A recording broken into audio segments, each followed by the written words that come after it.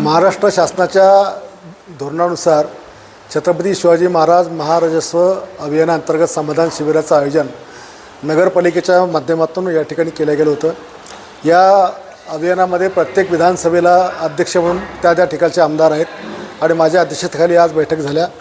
याच्यामध्ये सगळ्यात महत्त्वाचा विषय की ज्या झोपडपट्ट्यांमध्ये गेल्या अनेक वर्षापासून लोक खितपत पडलेले आहेत, म्हणजे काही झोपडपट्ट्यामध्ये विकास करता येत नाही, आउटलेट नाही, नाल्या नाही, रस्ते नाही, कोणाची जर कोणी घरामध्ये वारलं तर त्याची डेड बॉडीसुद्धा बांधता येत नाही, त्याला उचलून कुठेतरी बाहेर न्यावं लागतं, अशी अवस्था झोपडपट्ट्यांची झालेली आहे।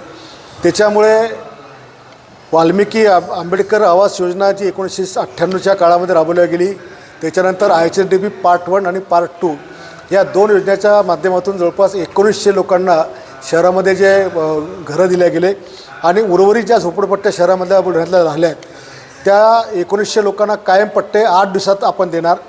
उर्वरित झोपडपट्ट्यांकरता म्हाडाची मदत घेऊन 7 एकर जमीन म्हाडाच्या संयुक्त विद्या म्हणून विकत घ्यायची। नगरपालिकेकडे आणखी 1 एकर जमीन आहे, नगरपालिका ती विकत घेणार। नगरपालिकेच्या कचरा डेपोची 2.25 एकर जमीन, अशी जवळपास 10.25 एकर जमीन आणि जी काही जमीन मी दान केली अशा सगळ्या जमिनीचा वापर करून ज्या लोकांना कायम पट्टे आपण आता देणार आहोत त्याच्या व्यतिरिक्त जी झोपडपट्टी राहील त्या झोपडपट्टीवाल्यांना सुद्धा या ठिकाणी घरं देण्याचा निर्णय घेतला आणि 15 दिवसाच्या आत किमान 2000 लोकांना त्यांच्या मालकीचे पट्टे आपण या नगरपालिकेच्या माध्यमातून देण्याचा निर्णय घेतला। त्या दृष्टीने आम्ही कमिट्या स्थापन केल्यात, सगळ्या नगरसेवकांची मदत घेतली, ते लेआउट फायनल केलेत, लाभार्थी आयडेंटिफाय केलेत। आज पहिला टप्पा म्हणून चंद्रपूरनगरच्या सगळ्या 52 लोकांना पट्टे देण्याचं काम या ठिकाणी आता चालू आहे। याच्यामध्ये जे लोक प्लेग्राऊंडवर, जे लोक दवाखान्याच्या जागेवर, जे लोक स्मशानभूमीच्या जागेवर, जे लोक नदीच्या काठामध्ये किंवा जे नाल्याच्या काठावर आहेत, अशांना मात्र त्या ठिकाणी कुठले स्थान मिळणार नाही आहे। आणि ज्या लोकांची प्रतिष्ठानं म्हणजे घरांमध्ये किराणा दुकान असेल, दवाखाना असेल किंवा पिठाची गिरणी असेल, अशांना कमर्शियल ट्रीट न करता त्यांना देखील निवासी क्षेत्र ट्रीट करून त्यांना देखील कायमपट्टे दिले जाणार आहेत। 500 स्क्वेअर फुटापासून तर 1500 स्क्वेअर फुटापर्यंत हा पट्टा त्याला दिला जाणार। पहिल्या 500 फुटापर्यंत निःशुल्क आहे आणि पुढच्या 1000 स्क्वेअर फुटाला जो रेडी रेकनचा रेट त्या भागामध्ये असेल त्याच्यात 10% शुल्क त्याला भरावं लागणार आहे। नगरपालिका स्वतः नगराध्यक्षाच्या पत्रावर आणि नगरपालिकेचं पोफार्मा हा लाभार्थ्यांच्या घरामध्ये पोहोचून आवश्यक ती कागदपत्र 2011 पूर्वीची मागितली जाणार आणि सगळं व्हेरीफाय करून ताबडतोबीनं त्याला प्रॉपर्टी कार्ड देण्याचा हा निर्णय याच्यामध्ये घेतलेला आहे। यामध्ये 1500च्या वर ज्यांनी जागा अडवली असेल आणि तो जागा सोडत नसेल तर ती जागा खालसा करायची, म्हणजे खारीज करायची, आणि तो ऐकत नसेल तर मूळ जागा पण त्याची काढून घ्यायची, अशी कडक तरतूदसुद्धा त्याच्यामध्ये घेतली।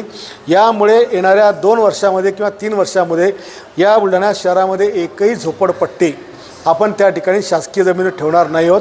प्रत्येकाला स्वतःच्या मालकीची जागा देण्याचा निर्णय हा या ठिकाणी घेतलेला आहे।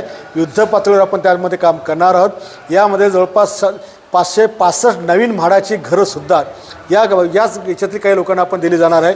ग्रामीण भागामध्ये सुद्धा या सगळ्या लोकांना घरं देताना जे लोक नदीपात्रात आहेत, जे लोक रस्त्यावर आहेत, DP रोडवर आहेत, ओपन फेसमध्ये आहेत, त्या सगळ्यांना काढून त्यांनासुद्धा जागा नसेल तर दीनदयाल उपाध्याय योजनेच्या माध्यमातून 1.5 लाख रुपये पर लाभार्थी याने गावाशेजारची जागा घेऊन त्या ठिकाणी एक विशेष कॉलनी बसवण्याचा निर्णय त्या ठिकाणी झालेला आहे।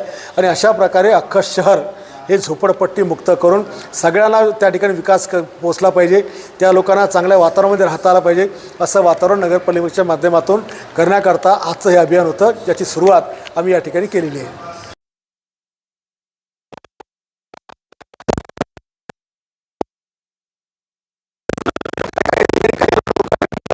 आणि त्याला जोडलं पण नाही, तसंच सोडून दिलेलं आहे।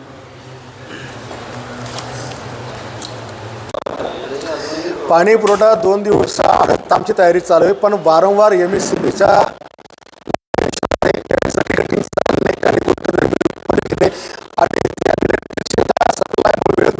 असल्यामुळे पाणी उशिरा जातं। पण पाणी देण्याची सिस्टम 1 दिवसाची सगळी रेडी आहे, पण फक्त अडचण जाते ती MSCBची।